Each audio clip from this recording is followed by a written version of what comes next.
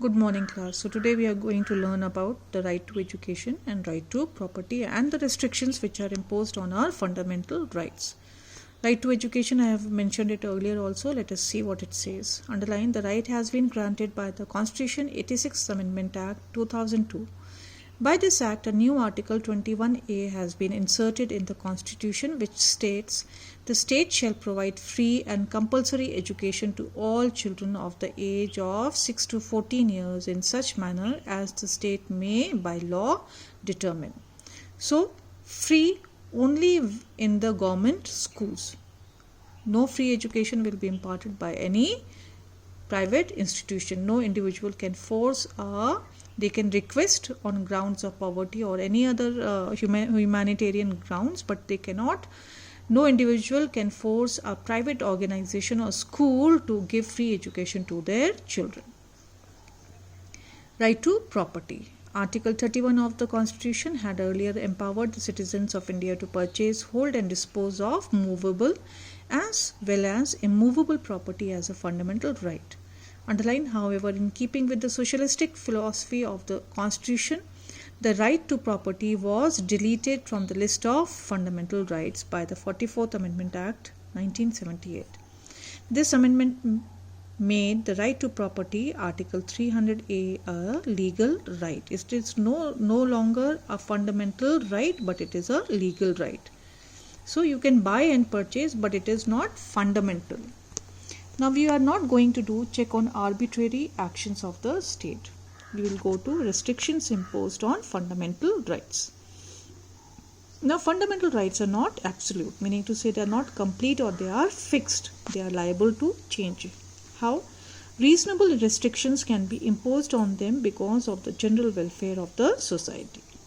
The fundamental rights can be suspended when the president declares a state of emergency. Now, a state of emergency was declared in India by President Fakhruddin Ali Ahmad on the advice of the then Prime Minister Mrs. Indira Gandhi, and it went on from close to 2 years, from 25th June 1975 to 21st March 1977. So during that period, all rights of the citizens were suspended. So this all the 3 points over here are very important, children. Underline, the rights can be suspended when the president declares a state of emergency in the country in case of war, external aggression or armed rebellion, in case of a terrorist attack or war with another country. So during that time, as these are special times and dangerous times, the fundamental rights are suspended. But such a suspension of rights is temporary. Underline that, and then underline, as soon as the emergency is over, the rights are restored. So we get to, when the emergency is over, we can enjoy our rights. Now, for the security of the state and national interest, reasonable restrictions on the fundamental rights can be imposed. Underline, Parliament has the power to modify the application of fundamental rights to the members of the armed forces, meaning to say they can make changes to the members of where the members of the armed forces, police force or intelligence organizations are concerned, so that they can properly discharge their duties. Now when we talk about the armed forces, the police force, so for them duty and discipline is above their fundamental rights. They have to abide by the law. So for them things are not the same as for the other citizens of the nation. Now underline, there are some laws which restrict the use of these rights in public interest. They are Maintenance of Internal Security Act, Defence of India Rules, Preventive Detention Act, the National Security Act, Essential Services Maintenance Act, which is going on at the moment with the pandemic on, are made to safeguard the interest of the nation, but they curtail the use of the fundamental rights. But when these are implemented, these acts are implemented, the citizen or a citizen cannot have his fundamental rights.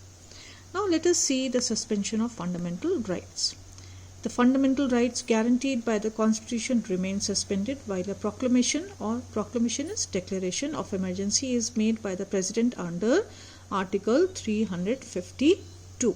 So, in case an emergency is being declared, now such things happen when the state machinery has failed, or there is a war, external aggression, or there is internal unrest. So, there are or a pandemic which has broken out, but still the things are under control, so there is no need of emergency. So all the provisions, all the clauses which are given in Article 352 have to be satisfied when the President is declaring an emergency in the state. As soon as a proclamation of such an emergency is made, the legislature is free to make any law and the executive has the liberty to take any action, even though it restricts the right to freedom of speech and expression. Underline all that, children. The entire paragraph is very important. It restricts the right to freedom of speech and expression, assembly, association, movement, residence, profession or occupation. These restrictions remain in effect only as long as the emergency is in operation. So we will not be able to enjoy all these rights in case of an emergency. Now, when a proclamation of emergency is in operation, the President may by order declare that the right to move a court for the enforcement of the fundamental rights shall remain suspended. In case of such a situation, the Supreme Court and the High Court shall be powerless to issue the writs or to make any order for the enforcement of any fundamental rights. Now, in the previous class, we saw the important writs, the habeas corpus, the mandamus, writ of prohibition, writ of certiorari, and quo warranto. So all these will be suspended during an emergency. Now let us quickly go through the fundamental duties. We know that duties and rights go hand in hand. Underline, there can be no rights in a society where there are no duties. So if we expect the nation to do something for us, then we also have certain duties towards our nation. If we have a right to life, it is a duty to respect others' life and not to injure another person. Similarly, the right to freedom implies that we have to maintain a self-restraint and accord similar rights to others which we want for ourselves. Give. It was in keeping with these ideals in view that fundamental duties were incorporated in the Constitution of India. Now, over here, fundamental duties have been given as a flow chart, and let us quickly go through it, the kind of duties which are given over there. The fundamental duties were added to the Constitution, underlined by the 42nd Amendment Act 1976 and inserted in Part 4 of the Constitution. So you no need to remember such details, but you need to know what are the kinds of fundamental duties. To abide by the Constitution and respect its ideals and institutions, the national flag and the national anthem. To cherish and follow the noble ideals which inspire a national struggle for freedom, to uphold and protect the sovereignty, unity and integrity of India, to defend the country and render national service when called upon to do so, defend the country in case of any attack, whatever kind of attack, we as citizens of India, we have to defend the country. To promote harmony and spirit of common brotherhood amongst all the people of India, transcending religious, linguistic and regional or sectional diversities, to renounce practices derogatory to the dignity of women. So, we do not have to spread messages, or we do not have to spread hatred. We have to show restraint and tolerance towards other people. To value and preserve the rich heritage of our composite culture. You must have seen, children, when you go to visit historical monuments in such places, you will see that people have written their names over there, drawn something or the other. So what is this? We are not valuing, we are not preserving a rich heritage, and it is against the law. To protect and improve the natural environment, including forests, lakes, rivers and wildlife, and have compassion for living creatures. Not just human beings, but animals and birds alike. So you know that Mount Abu is a eco-sensitive zone, and there are certain things rules which we need to follow when we are in such places. Now next is to develop the scientific temper, humanism and the spirit of inquiry and reform.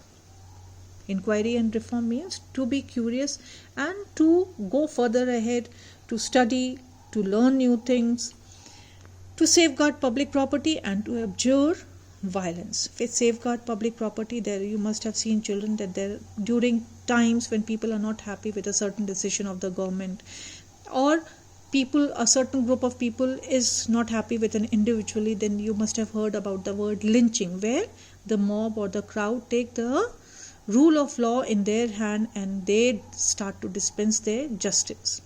At other times you must have seen, especially during this particular pandemic going on, that there are certain people who are harming the health workers and the police officials who are going to these people who are affected by the virus and trying to quarantine them.